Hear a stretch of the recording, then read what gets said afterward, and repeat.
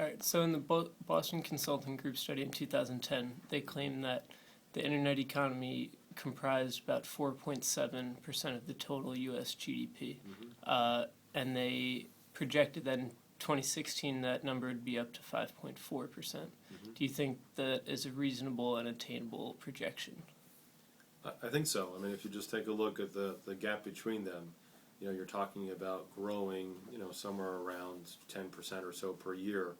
And if we take a look at the way in which some of the leading industries have actually been tracking with adoption of IT, it's actually been outperforming that.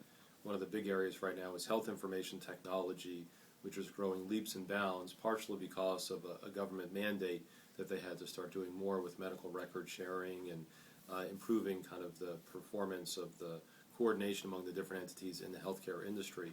So if you take in consideration that growth trend, the fact that the e-commerce, which is a more mature industry, certainly has been tracking at least 10% in that industry, and just the whole notion that the U.S. economy is primarily a service sector economy, and there's been a lot of adoption of tracking. So I would say that we would definitely be able to attain by 2016 that 5.5% of GDP, and wouldn't be surprised if we outperform it, especially given the fact that we're kind of coming out of 4 or 5 years of relatively flat economic growth.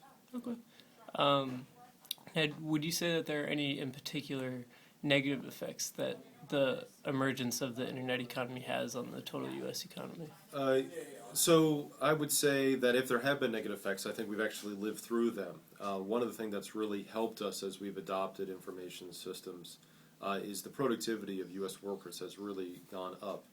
And that meant that if you're going to go ahead and, if you will, do more with less, or if you will, get more productivity out of a current workforce, that the IT and information systems and the internet has helped us over the past few years, you may have actually said that's led to a slower recovery from the unemployment figures that we saw previously to where we are now.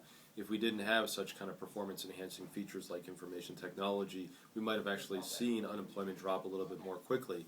But now that we have those efficiency gains, what that slower recovery has allowed us to do is to realize some performance measure increase with the incumbent base, as well as help reshape and redefine some of the jobs for people re-entering the workforce.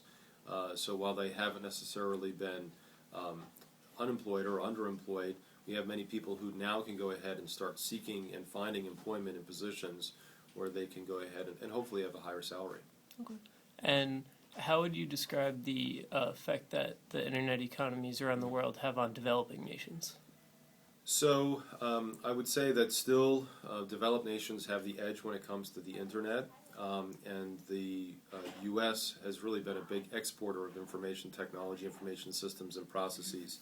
So it's actually helped the U.S. tremendously to go ahead and be an exporter of some of the technology. When you look at developing economies and the fact that they don't even have the infrastructure sometimes to support the technology or even the educational infrastructure to train people for the new economy, it really has negatively affected them. But I'm still optimistic because I do think that the current developments with education, for example, MOOCs, the massively open online courses, will allow developing economies to go ahead and get access to the first-class resources that we experience in developed countries and in countries like the United States. Okay.